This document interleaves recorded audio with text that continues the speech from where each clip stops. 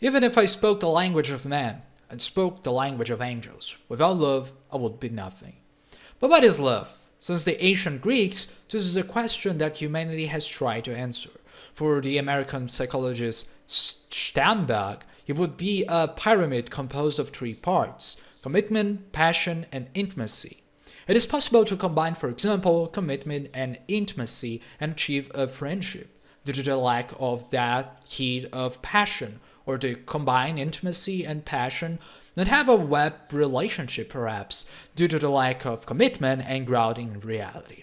But in MBTI, it would be like saying that opposites attract, at least in part. If you're watching this video, you probably know what MBTI is and maybe even seen it on the internet at least, or even this table here, which shows the relationship pairs between these 16 personality types. Using only the letters, it is to say that introverts and extroverts fit with each other and judgers with perceivers. Now, what is the scientific basis of this business?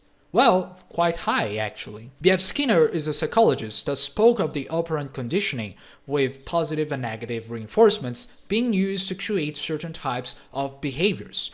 While through to the research of Dr. John Gottman, we know that relationships that have 10 positive interactions and only one negative tend to end due to the lack of novelty, while those that have 5 negative interactions for one positive, they also tend to end for the opposite reason. It is too much of a negative relationship.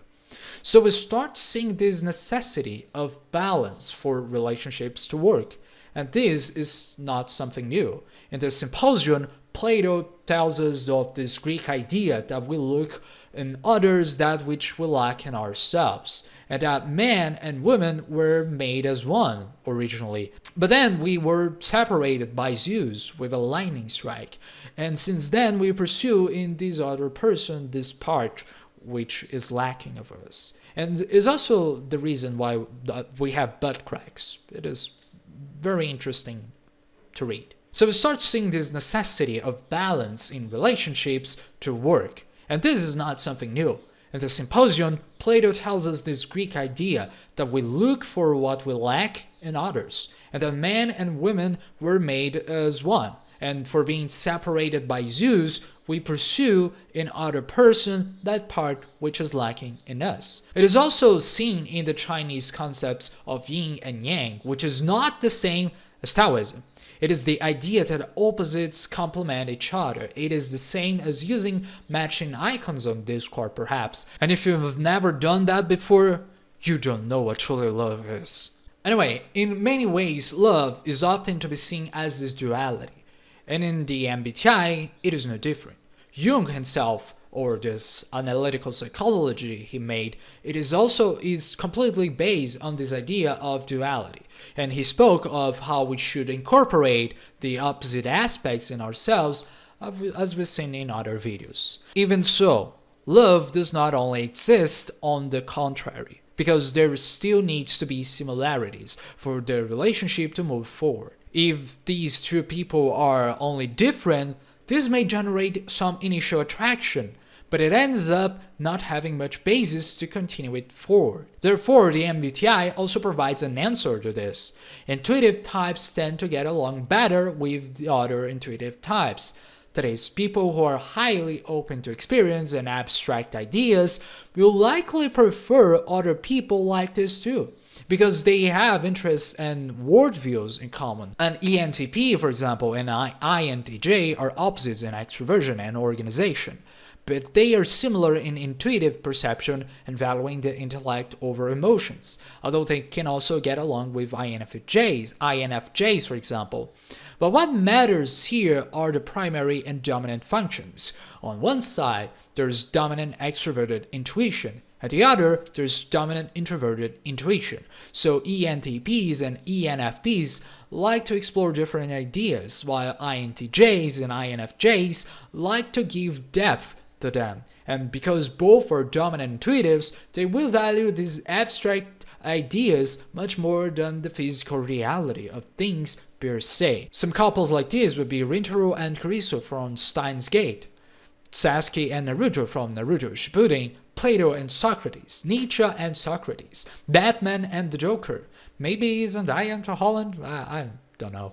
Maybe the creator of Persona 3, 4, 5, and me, and also Jesus Christ and Satan, because why not? Among many others, of course. INFPs and ISFPs, on the other hand, get along better with ENFJs and ESFJs. While these types have dominant introverted feeling, that is, these very personal emotions, the other types, the ESXFJs, with dominant extroverted feeling, to help these FI dominants to express themselves better and be more open, so to speak.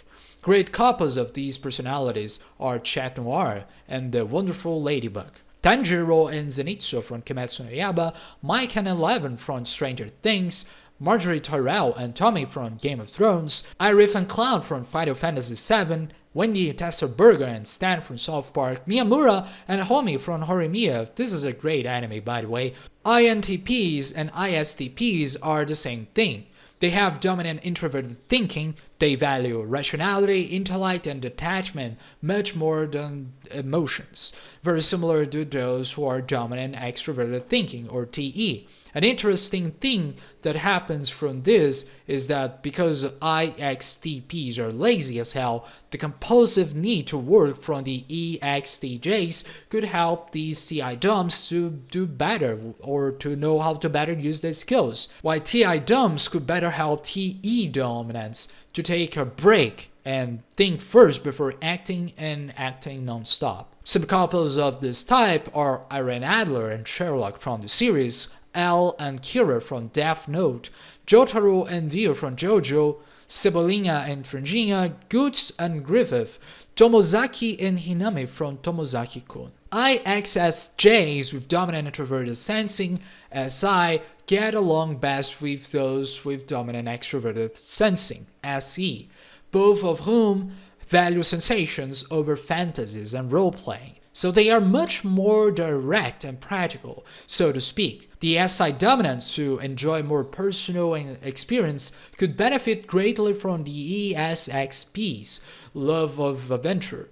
Both highly value the body and the reality, but in different ways, while ISXJs value the internal and the subjective and personal experience more. The ESXPs like to what is out there, what appears, the phenomenology of things, so to speak. Some couples of this type are Yumiko and Ryota from Kakegurui, Peter Quill and Gamora, Homer Simpson and Marge, and even Tyler Durden with the narrator of Fight Club. Now,